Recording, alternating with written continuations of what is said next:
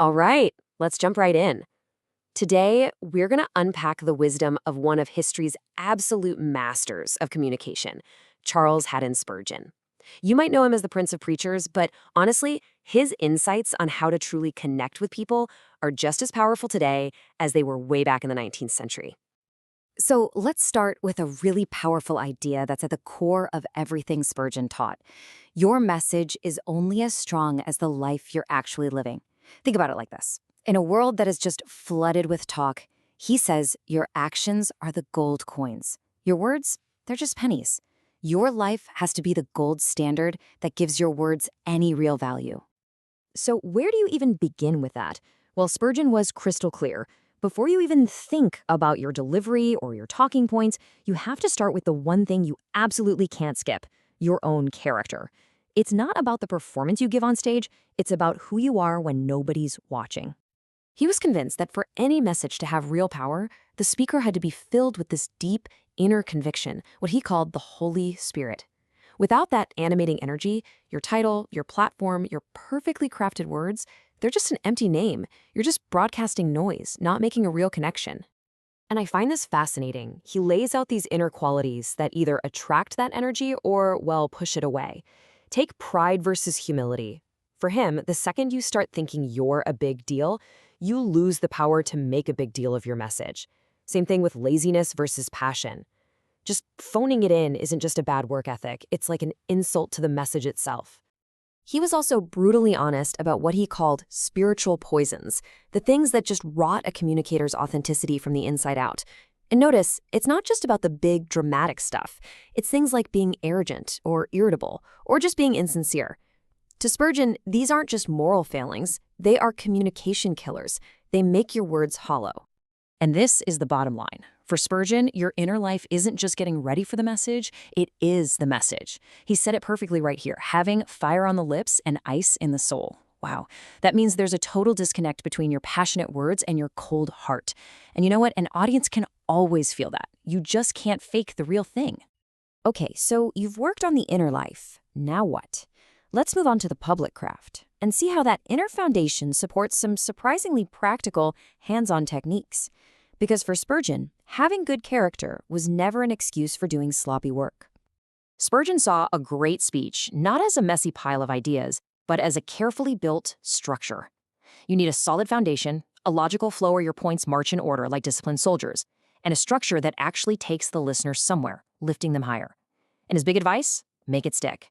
It's way better to drive one single nail all the way in than to just scatter a bunch of tacks on the floor.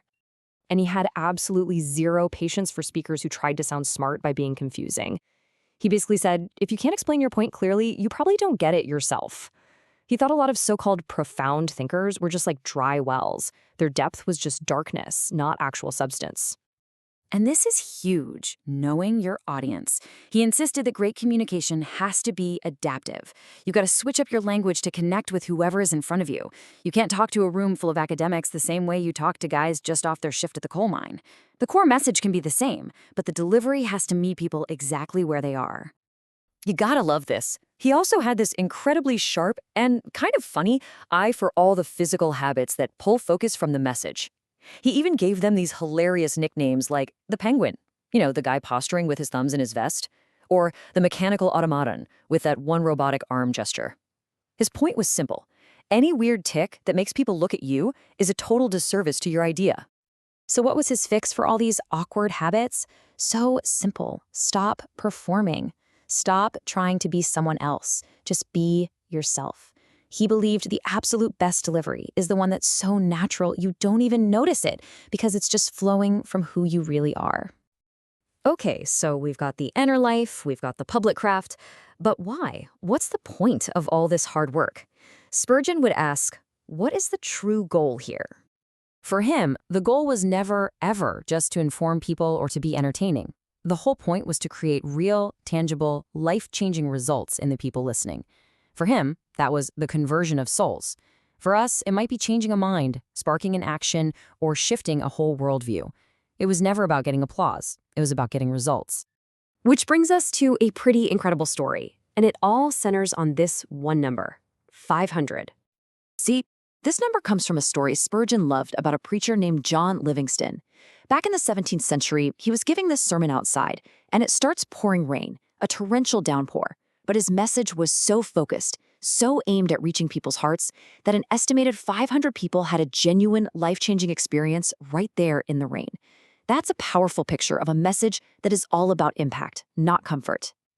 And that really forces us to ask ourselves the same question, right? In our presentations, our meetings, our everyday conversations, what is our actual goal? I mean, beyond getting likes or views or a round of applause, what is the real-world change we are hoping to make with what we say? So let's bring all these pieces together and look at how this 19th century advice really holds up and challenges us in our totally different world of communication. I mean, let's be real. We live in the age of personal brands, of carefully managed online images. In a world like that, does this intense focus on a deep, unseen inner life even make sense anymore? Is it just hopelessly outdated? Spurgeon's answer would be a resounding no. He'd say it matters more than ever. Because this is the timeless anatomy of any powerful messenger. It's a formula, really, a foundation of real character, built upon with the mastery of your craft, and the whole thing is aimed at a purpose that's bigger than you are. True, lasting influence never comes from a polished surface. It comes from a life of integrity. And that brings us to the final, and maybe the toughest challenge of all. This simple phrase that Spurgeon talked about a lot, it's about making our communication an act of service, not self-promotion. It's about getting our own ego out of the way so that the message can be elevated, not the messenger. And you know what? That is a challenge that's as relevant and as powerful today as it ever was.